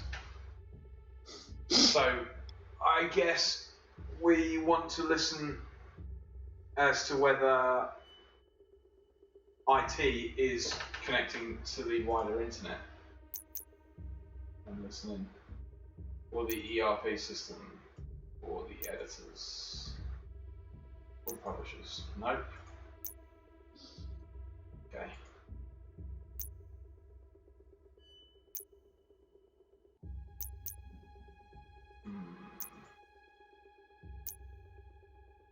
Well, I'm just going to brute force through this, I think.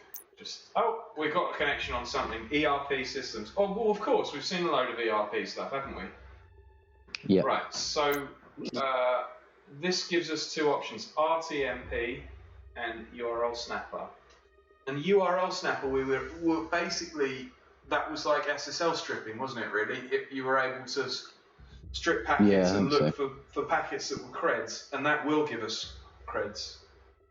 So maybe we try, well, for the sake of just trial and error, because we're a little lost, it's best to kind of actually hard brute force everything. Let's try RMTP, but I expect URL Snapper to give us creds. RMTP is a camera feed. That doesn't give us anything. Doesn't it? What's on the feed? Damn it, just closed it. It's just like a fuzzy feed. Yeah. Let's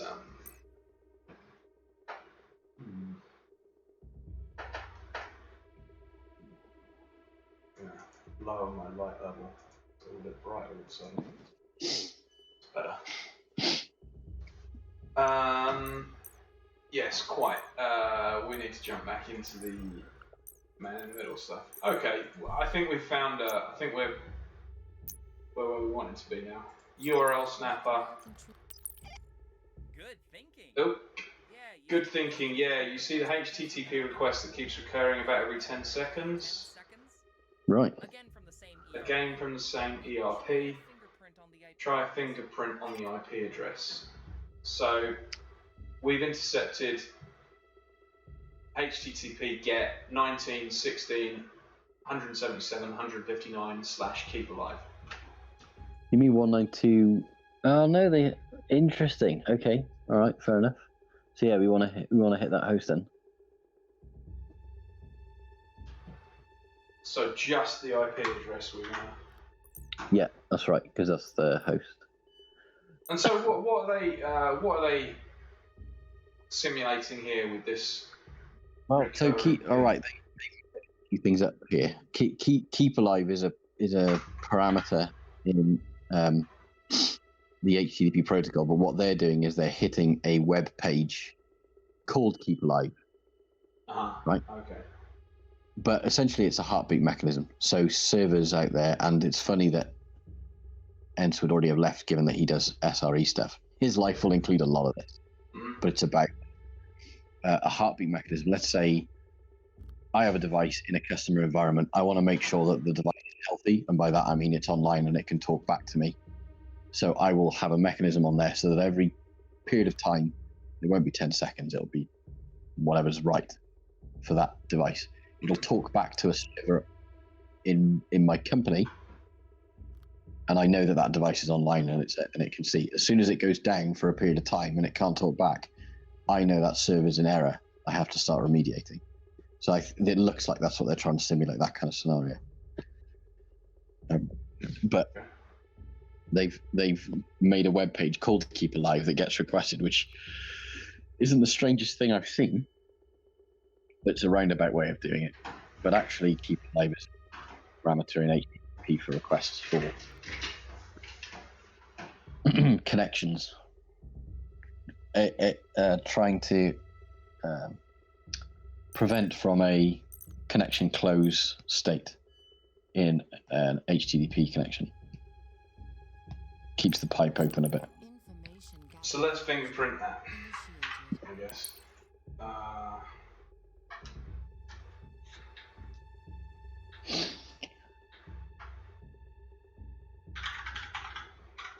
I've just noticed on the Discord, it looks like someone might have put some shellcode in as a message. I'm not sure what it is. Wait, where is this? Jumping Hacker Planet. Yeah. Okay, let me look. Oh, Stinger OS has detected a known botnet signature. This must be the common point. All these ERPs got owned. Let me get to Wheelush and see how she wants to proceed. Oh, and good work. So. Oh, did we win? I don't know. Common point. All these ERPs got compromised. Let me get Wheeler, see how she wants to Let me get Wheeler. Hold tight. Oh, and Oh, good work. Yeah, so I mean, all these ERPs are compromised. We're definitely further along in this mission.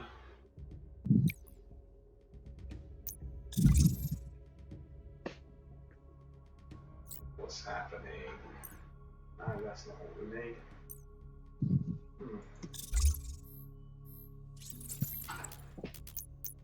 We need Sergeant Wheeler to come tell us what's up.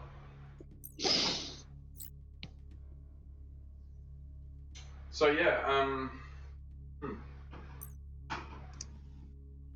well, I guess surely you don't actually wait on the single player mode for someone to contact you, do you?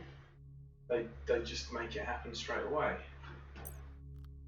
I don't know, unless we have to do something else that triggers it. Well, unless we have to finish the first objective, but you wouldn't have thought so. You wouldn't have thought that they'd have it. They'd surely have it set up so that if you complete the final objective of finding the botnet, or at least what the botnet is compromising. Yeah, this is the thing. What we've missed is somewhere at the beginning of all of these steps. Yeah. And I think once we complete that part, we've won that game, right? Yeah, I suppose. So I guess we just go back to messing about with X key score. I think part of it is that the X key score is the thing that's the most alien to both of us. So, yeah, it's funny that, isn't it? Yeah. It's like we have like intricate experience of being government. Yeah, missing that Scouts badge. Yeah. That would be quite an interesting Scouts badge, wouldn't it? Massive. Massive England's badge. Next to Crossing Grannies.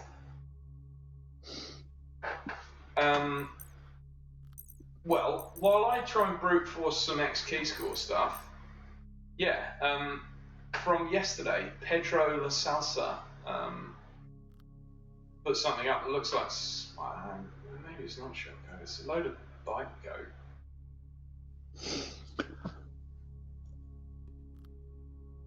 It says Kelkin Oray. I don't know what that is. Does somebody have? Yeah. Does somebody have something? One number of this. Correct SVP. Paul Mashte to buy me a I don't know what Grec is, but SVP is shorthand for s'il vous plaît. Oh, okay. So we need to know what a Grec is. Yeah. Well, they put a euro sign in there. So does anybody have one of this amount of money to buy me whatever Grec is? Well, that's a lot of money. It's not usually how I'd write up denominations. Then Grec. A Greek. Yeah, I don't. Yeah. Back to Greek. Yeah, I don't know Greek. what. Yeah, I don't know what Pedro La Salsa with supposed Spanish type naming convention, speaking in French with numbers, is trying to do here. But I think we might be able to sort of not worry about it. Yeah, it's not part of the game, that's for sure. Or is it? Yeah. Could it be part of the ARG? Has someone been planted? So I will have a look at this set of numbers and see if there's anything interesting in there. But I don't think there is. Common point. Doesn't look like octal. So, But it looks like a code is being like they're trying to do a thing. I just don't know what they're trying to do. Let me see maybe what. It's only 912 euros is the last thing. Yeah, it might be, but why though? Where did those numbers come from? Someone's pasted something. Yeah. Where did they paste from and why? Yeah. See, this is the problem, right? For the people who haven't seen this, there's some data somewhere. It catches your attention for some reason, and you're off on a rabbit hole. This is exactly what we're dealing with. So I'll leave that till later, but I will go and look at it. My first guess might be some kind of octal segment because they've got, but I don't know. Who knows? It looks much too high for that. We've got an issue with the Steam broadcast. Is everything up on Twitch? Okay.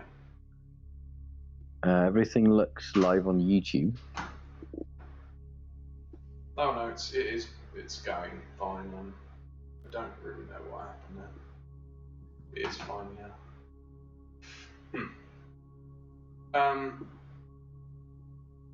Right, back to the good. Oh, Atrua, thanks. They said Twitch is good. Atrua says your friend doesn't know the notorious hacker Pedro La Salsa. It's infamous for backdooring Chinese nanochips. Honestly, I thought that guy was maybe a malfunctioning bot in the Jedi. Who knows? Well, we'll find out, Jedi. Well, we can all jump into the Discord and dig into that. We can query Pedro La Salsa, the notorious Chinese nanochip backdooring bot. Right. Find a connecting thread between the rented homes. So the rented homes. Let's take a few steps back. Rented homes. Like Sophie, there was all these people. We started off like just comparing Sophie Aken to Michelle Fiedler to. Do you remember? Yeah, I think what we haven't done is we haven't linked the right two names somehow. Yeah. And that will give us that objective, I think. Right. So. But because we saw things that look like interesting data, we immediately. You know what we should do? We should look at data. Yeah, we went F this basic kind of. It's not really OSINT when you're using something X key score, is it? It's INSINT. Yeah. Right, there's no relations between Sophie Aken and Michelle Fielder. I'm going to work up from the bottom, so we'll get rid of Michelle Fielder. We'll try Sophie Aken. And can you not like 3 or 4 in at once? Oh yeah, you're right. I can. Yeah.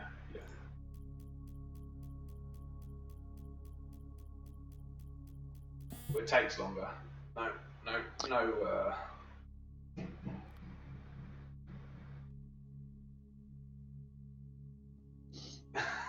I did misread we should use that. nacho chips as nano chips.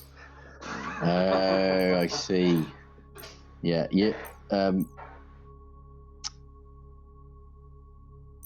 Yeah, sometimes it is difficult to work out whether someone is joking or not on this here internet.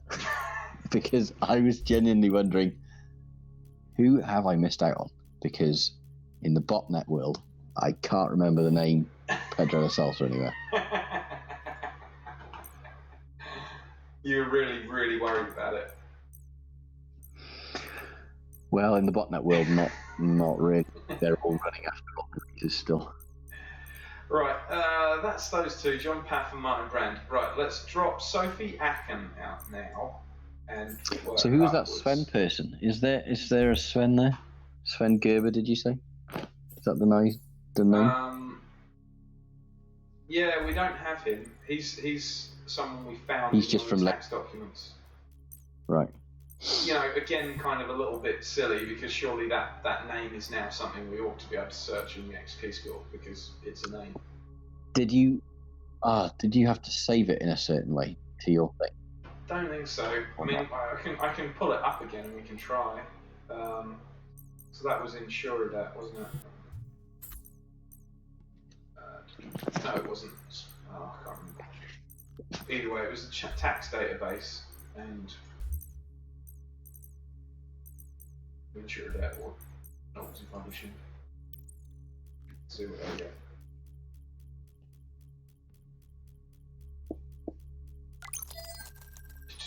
Right.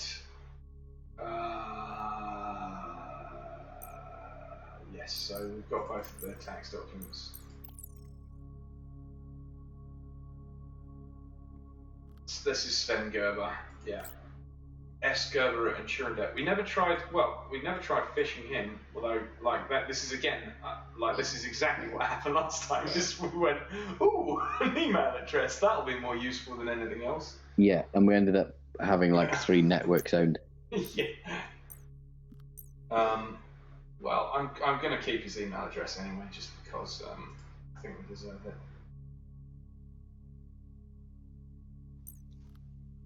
S. Gerber.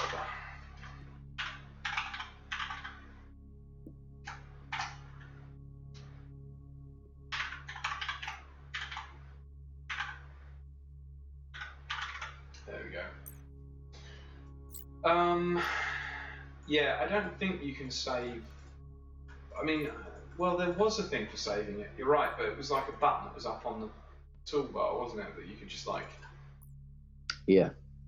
When there was something important. So don't believe it's that. Oh, I'm gonna just close the XP score again. What's happening here? Okay. So that was Insuradat, and that's novelty. Yeah, important individuals. Yeah, we got all that. I mean, settings. Oh, add to case file. You're right. Here we go. Okay, let's try that. Add to case file. Does that give us these names here? No. No, it doesn't.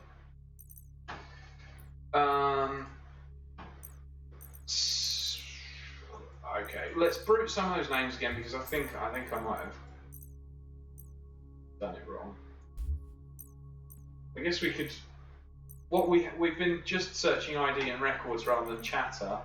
Cab Transport gave us good results on Chatter before, didn't it? I think so. And if we're talking about housing, Cab Transport, you ought to be picking up people's places of home where they travel from and to. But the same with police reports, IDs and records. Yeah, this is what I was on about. There were like disparate sources of data, and we'd only looked at 2 of them maybe. Yeah. And we'd found a lot of stuff because obviously the next objective, you have to use one of those things, and we must have stumbled upon one of them that gave us, and we ran off. Yeah. But I think here that we just haven't looked at. Taxi receipt for Sophie Acken. That should give Insuradat offices. Okay. So she's got riding with, ride complete 30th of July. private residence. So we've got her private residence. I mean, let's save this, eh? I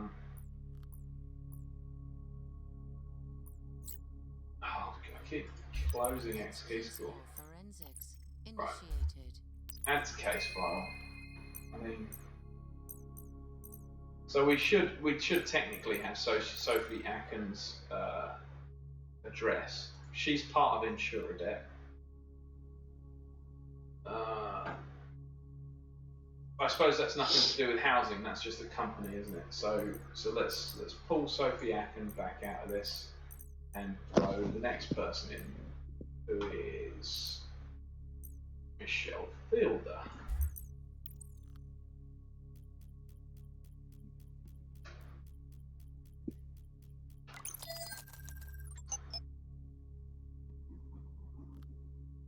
What did that give us? That gave us another cab transport thing. Taxi receipt for Fielder. She works at Novelty Publishing. Private residence. Got her private residence. Okay. No, I don't. Let's do that. Add to case file. Right, that was one that you could add to case file. That didn't show up in the top corner of all these things before, did it? I don't think so. Forensics Right. initiated. That's Michelle Fielder. Let's drop her out of it again. So we've done Sophie Acken and Michelle Fielder. We'll get Martin Brent. Put him in here. Taxi receipt. Okay, we've done it. Some kind of taxi receipt was needed. Right. What did it say on it? Null Byte offices. Got no idea who Null Byte is. This must be another company then. Yeah. So. This must be the common You don't want to have extra null bytes where you're not expecting them. No, definitely not. A pointer to the knee.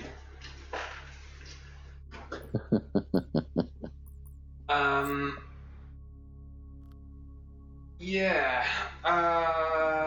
Pogs, we won. Easy clap. Yay! Thanks, Atrua. Yeah, we got that one. So, I guess, back to mission. Mission complete. So we got 250 rep with the CIA. So I can't tell what it was that we missed. There's definitely something that they need to have a little look at with their mission scripting. I mean, to be honest, I don't know whether Off-Grid is infallible to this, but if there is a way to skip an objective and move forward in something faster, then... But the thing is, remember, if they're trying to model you going around breaking the world, yeah, that IRL is quite asynchronous, or otherwise, you know. But like, for example, there, what they did was you had tons of people that you enumerated, and then you go through them. Yep. Again, they're trying to model IRL. You would spend a hell of a lot of time doing that. Yeah. You would eliminate somebody as being some value point. Then they should hard block us progressing, I suppose. If they want to. But then it's less open world and less fluid. Then, do you know what I mean? Like, what the problem was, we found something, and something in one of our brains went, "Oh yeah, tax places, right?" And that went, well, that's where we, you know. Yeah. But probably somebody, like, what we're trying to work out is whether or not there's a deficiency, like under which percentage of the gameplay, of the audience, which percentage of the targeted gamers segment are going to do what we did and run off on a rabbit hole and spend a lot of time because we just keep getting somewhere, rather than going through what they know they need to do, which is find a link. And if you've got a load of people and you're told to find a link, you'd go through and try and link them as we ended up doing in the end, right? Yeah. It like, they'd only probably have to address it if they had a non-trivial percentage of people trying to do that. Unfortunately, well, I mean, we're not playing it like the game almost. Maybe. As soon as you hear something that's got a juicy subdomain on it or a weird port, you go, right, we're going there next. and then you jump ahead, unfortunately. I don't know. I have no idea what I'm saying. Hey, Trua says, Pathfinder, that you've got a good point, that attention to detail is the challenge of that mission. Well, I mean, that's the challenge in most of them. They just don't seem to be doing the attention to detail. We're like, no, let's break it. Let's break this box right now. The funny part is, if you're going around trying to actually break boxes, attention to detail is the single most important thing, and Yes. most of the time, because people go and do the thing like the and I'm not taking away from the game here. The game is very good. The idea of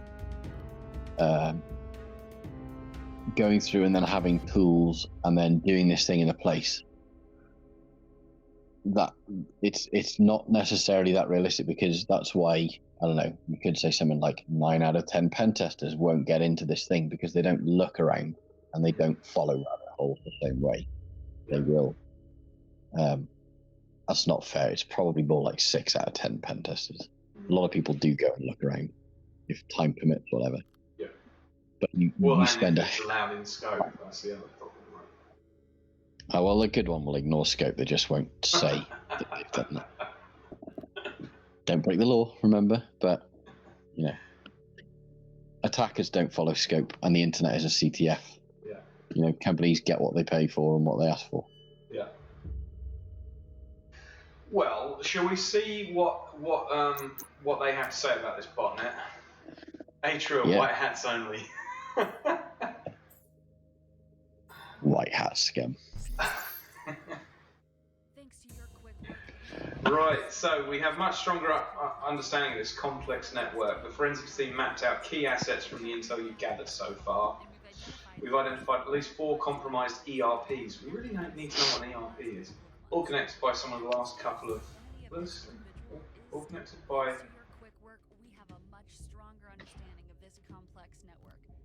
I'm sure we found out what ERP was. Compromised ERPs, all connected by someone in the last couple of months. At this stage, the identity of the individual is still unclear. They could be Dr. Ripper or an associate. Dr. Ripper was the guy who we were meant to drone in Germany. The identity is still unclear. It could be Dr. Ripper or an associate. We still don't know the direct link between them. The compromised RPs and the botnet. Agent Patricia Conway from our network. Intrusion team dug a little further to help you out. She tracked down the network administrator from Hookshot Games and had on Igru Trace's activities.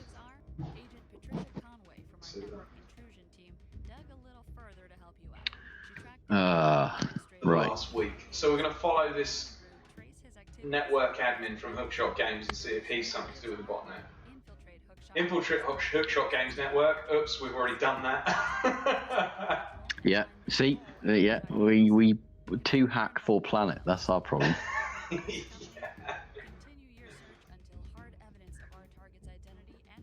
Let's go back here. What was she saying to me? Infiltrate Hookshot Games, gain access to their HR database. Okay, that's the next thing we'll do. Track down the mystery individual and find their role at Hookshot Games. By the way, I checked out. A compromised company. Continue search until hard evidence of our target's identity and role is found. Okay, so basically we've done half of the next mission potentially. It's fine by me. What were we saying? You found out what? So I had a look to see in case ERP was just some protocol or something I'd not heard of, and it's an acronym for some.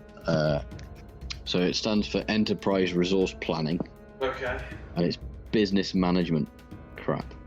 It's software mediating. Yeah, it's not a specific software. It's a concept. Yeah, that's what I was wondering. Yeah. Yeah, business management software stuff. Location on so many things. It's like it's HR backends essentially. If someone has some specific HR software that they've got themselves or whatever, right. It comes under.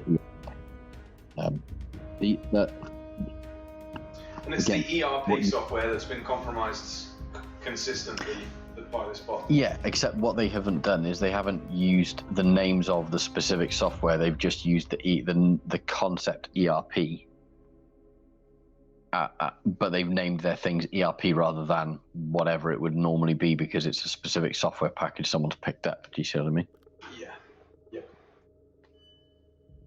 Which is fair enough. Yeah, but the problem there is in IT, there's every small section of IT has its own million acronyms. Yeah. So unless you've turned up against it, you don't necessarily know the deal. Do you know what I mean? Yeah. Like if you want to steal HR stuff, you're on a server, you find a DB. There's a DB. The DB is this. that's the thing. Do you see what I mean? Yeah.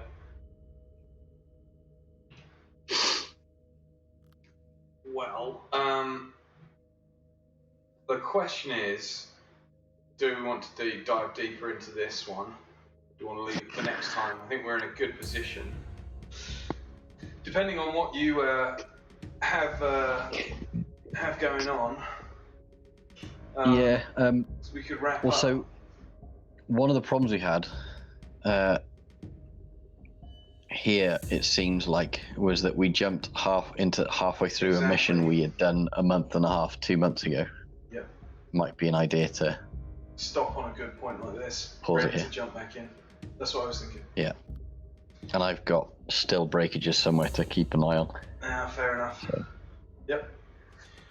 Cool. All right. Well, maybe we can have a little look at the spoiler to everyone watching Discord bot that we've been working on and the CTF stuff for a little bit in the background. If you're going to be prodding the internet but not 100% focused on it. We can look at it. Yeah. Offline. Yeah. That might be the thing. So I'm not going to be able to stream any previews or anything, unfortunately. No, that's fine. It would unfortunately require me having to actually build something on this machine. That's the problem with DIY machines. You have to. If someone goes, "Oh, let's do a Skype call," and you go, "Right, well, I've got to build Skype then." Yep. No, that's fine. I just meant more from an internal perspective. Once we close the stream, we can have a look at some stuff. So, on that basis, thanks to Jedi Omen and Atrua for jumping in the chat and chatting away with us, having some jokes, talking Chinese microchips, nacho chips. Atrua says we're hacking Skynet next. Potentially, who knows? Although it starts off with a video game company, Skynet. What was Skynet making originally? Terminators. But before the AI went loose, it was like some kind of lifestyle company, wasn't it? Probably printers with a Perl backend, because if any predetermines Terminator Judgment Day, Perl is involved somewhere. Yeah, fair enough. Just in case ENS is still listening. Yeah. Cool. All right. Well, thanks for watching, folks. We have been the Off-Grid team. This has been Pathfinder joining us on the chat, and we'll be back in 2 weeks' time for your next edition. We'll hopefully have McFly with us, and we might do a bit of a run around of his Off-Grid mod that he's been making as well, which should be a bit of fun, I would have thought. So yeah, cool. Well, thanks again, and see you all soon. Remember to like, subscribe, jump on the newsletter, jump in the Discord. That's discord.gg/Sameathus. Go to the newsletter. That's newsletter.offgridthegame.com.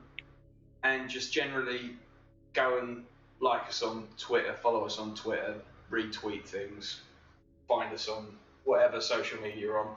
Go and do some posting about Off-Grid and or Nite Team 4 on Reddit. There's not enough stuff about hacking games on Reddit, I don't think. That's my other piece of advice. And just so that we're happy, stay legal. Don't hack into things. Which is what I must say on the live stream. Yep. Don't download malware, and generally sail safely. Good stuff. Nice way to finish. See you all soon. Take it easy.